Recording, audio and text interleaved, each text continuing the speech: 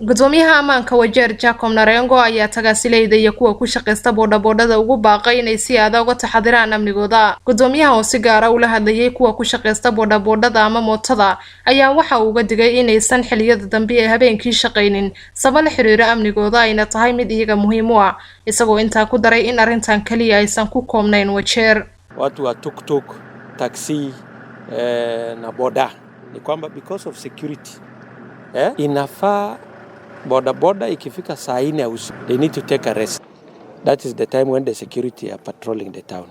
You know, there should be no confusion. Yeah.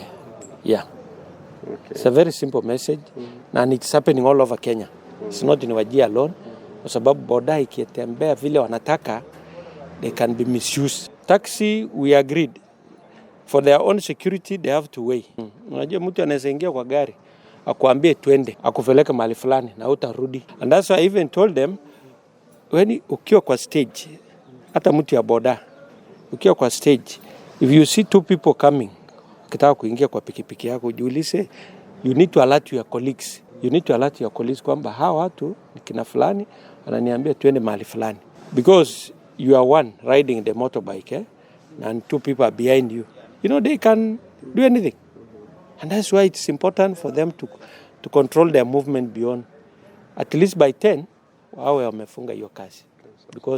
Because of their own security. Dhanka kale Jacob Narengo wax laga weydiiyay sida ilaamaha ammaanka ay ula dhaqmayaan shacabka marka ay sugayaan amniga ayaa sheegay in ciidamada aysan dhibaateynin shacabka kaliya ay talaabo ka qaadayaan cidii sharciga ku xadgudubta. Mgonjwa kama anapelekwa hospitali inajulikana. Mgonjwa ni mgonjwa. And these are trained officers. Sio wameanzia kazi Wajeer ati waanze, and they are also aware that wananchi should not be harassed anyhow.